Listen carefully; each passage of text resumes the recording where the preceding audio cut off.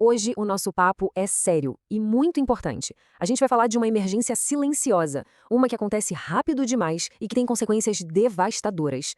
Vamos entender juntos como podemos e devemos proteger nossas crianças. Olhem bem para esse número. Ele não é por mês, nem por semana. Isso significa que todo santo dia, de 2 a 3 crianças perdem a vida por afogamento no nosso país. É uma estatística que choca e que precisa nos fazer parar para pensar na dimensão desse problema. E para colocar isso em perspectiva, vamos lá. De todas as mortes por acidente envolvendo crianças de 0 a 14 anos, o afogamento é a segunda principal causa. Só perde para acidentes de trânsito. Isso mostra que o perigo é muito real e está bem mais perto do que a gente costuma imaginar.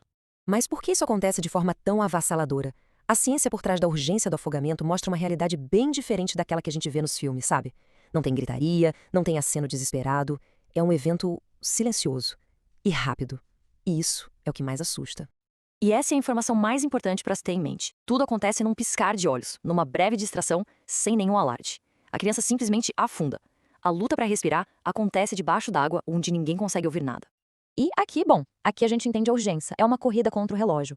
Em apenas 2 minutos debaixo d'água, uma criança já perde a consciência. Com 4 minutos, o cérebro pode sofrer danos que são irreversíveis. Não existe daqui a pouco eu olho. Cada segundo é absolutamente crucial. E quando falamos dos bem pequenos, existe um fator biológico que os torna ainda mais vulneráveis. A cabeça de uma criança de até 4 anos é proporcionalmente mais pesada que o resto do corpo. Ou seja, se ela cair com o rosto na água, mesmo que seja bem raso, ela não tem força no pescoço para conseguir se levantar sozinha. E isso nos leva a este número aqui, que é impactante. 2,5 centímetros. É isso. Essa pequena lâmina de água já é o suficiente para cobrir o nariz e a boca de uma criança pequena que caiu e não consegue se erguer. O que isso quer dizer na prática? Que o perigo não está só na piscina grande ou no mar. Muitas vezes ele está dentro de casa, em baldes com água, no vaso sanitário, na banheira que não foi esvaziada. São riscos do dia a dia, silenciosos, que exigem atenção total. Ok, entendemos a rapidez e o silêncio do perigo. A pergunta é: qual é a nossa maior defesa? A resposta é clara. A primeira e mais importante camada de proteção é a supervisão, e ela é insubstituível. E atenção, não é qualquer supervisão. É supervisão ativa e constante. Isso significa sem celular na mão, sem ler um livro, sem se distrair com uma conversa. O adulto responsável precisa estar 100% focado na criança, perto o suficiente para esticar o braço e pegar se for preciso.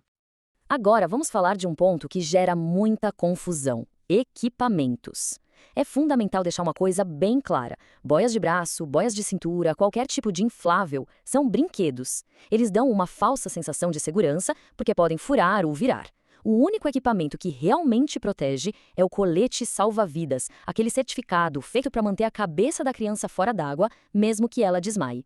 Certo, mas a gente sabe que uma distração de 1 segundo pode acontecer. Por isso, precisamos da segunda camada de proteção, que é tão importante quanto a primeira: as barreiras físicas. Elas existem para impedir que a criança chegue na água sozinha.